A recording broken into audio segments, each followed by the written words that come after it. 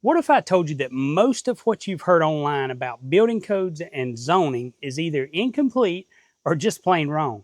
I've seen folks say tiny homes aren't legal in the US, or that shed house don't need permits, or that if you're off grid, you're automatically off the hook. That's not how it works. And if you're planning to build a shed home or a tiny house or anything in between, you need to understand how the rules actually work. Let's clear it up right now. Hey y'all, I'm Kevin. This is AskPawPaw, and I help regular folks build affordable homes, live simply, and find a little freedom without a 30-year mortgage. Today, we're digging into one of the most confusing and most asked about parts of the tiny home journey: permits, zoning, and building codes. I promise I'll keep it plain, practical, and helpful, because when you know the rules, you can work with them instead of getting blindsided by them later. Let's start with this. There's no such thing as U.S. building regulations for tiny homes. That's not how our system works. In the United States, building and zoning rules are handled locally, not federally. Your county, your township, even your neighborhood HOA, those are the folks who make the rules. So if someone online says tiny homes are illegal in the U.S. or this is how the code works everywhere, they don't know what they're talking about. Now, you might hear people talk about the IRC or the IBC, especially when it comes to building tiny homes. Let me break this down in plain English. The IRC stands for International Residential Code. It's the rule book for how to build 1 and 2 family homes, including things like room sizes, stair safety, insulation, ventilation, smoke detectors, and stuff like that. The IBC is the International Building Code. That one is more for larger structures like apartment buildings, commercial buildings, schools, factories. It's stricter with more engineering and fire safety requirements. So if you're building a house, a cabin, or a tiny house that's going to be your full-time residence, chances are the IRC is the one that would apply to you. Now here's where these codes actually come from. They're developed by a nonprofit called the International Code Council, or ICC. The ICC brings together building officials, engineers, architects, and safety experts from across the country to create a standardized set of rules. These rules are meant to keep people safe, no matter where they live. But here's the catch. These codes are just models.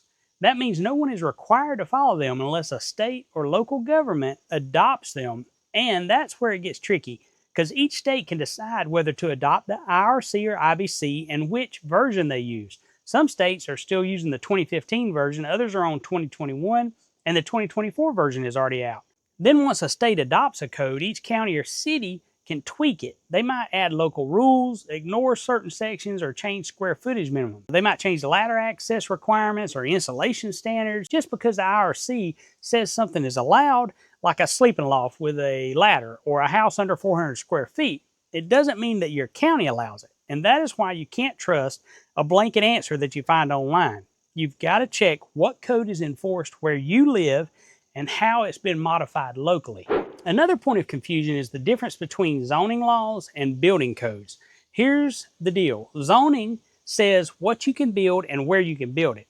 Building codes says how you must build it safely. So you could meet the building code perfectly, but still be denied because your land isn't zoned for residential use. Or maybe your lot is zoned residential, but the minimum square footage is 800 square feet and your tiny home is only 400 square feet. Both matter, and you need to check both before you buy or build. So why is all this so complicated? Because the rules vary based on your state, your county, even your city, or what area you're in. Whether you're inside city limits, whether you're in unincorporated area, and even your neighborhood, HOA, or the subdivision covenants, or your property covenants. For example, here in Alabama, there are counties where you can build just about anything on your land. I'm blessed to live in one. But just go 10 miles into a city limit, and you'll run into inspections, square footage minimums, and septic requirements. And so always ask, who has jurisdiction over my property? And then, what zoning applies and what building code do they enforce? Here's how you can find out what applies to your land. Start with zoning. Go to your county's website and search for their zoning map or planning department. Try, for instance, Jackson County, Alabama zoning map. Look up building permit requirements, call or email the building department and ask, what codes do you enforce for residential structures? And are tiny homes or shed conversions allowed? Ask about septic and the utilities. That's often what trips people up. You may need a soil perk test before you're allowed to build. Talk to a real person. If you're confused, call the office. County folks are often more helpful than you think. Okay, let me bust a few myths real quick because I see these everywhere. It's a shed, so I don't need a permit. If you're living in it or adding electric, plumbing, that's no longer a shed, it's a dwelling. Here's another one. Off-grid means off regulation. Nope. You may not need utility hookups, but you still need septic approval and structural inspections in many areas. Unincorporated means I can do anything. Not always. Some unincorporated areas still enforce building codes, especially for safety and sanitation. My neighbor got away with it, so I can too. That's another thing I hear. And that's a gamble. Just because something's not enforced today doesn't mean it won't be enforced tomorrow. And don't build hoping no one notices. Build in a way that's legal and lasting, because you never know when your neighbor's going to get upset with you and call in to somebody to come inspect your property. So to wrap it up, there's no national tiny home law. Building codes like the IRC are adopted locally and often changed. Zoning tells you what you can build and where you can build it.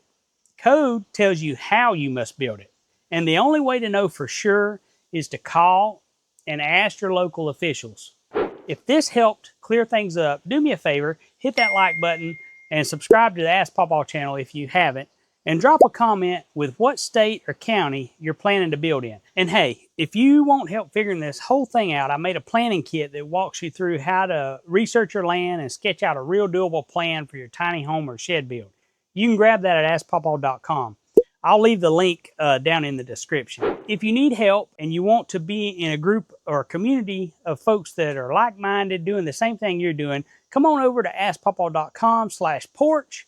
We have a porch community that's free to join, and we hang out and we talk about these kind of things every day. So I really appreciate you. Stay safe, know the rules, do your building. Let's build smart, let's build free, and I'll see you on the next one.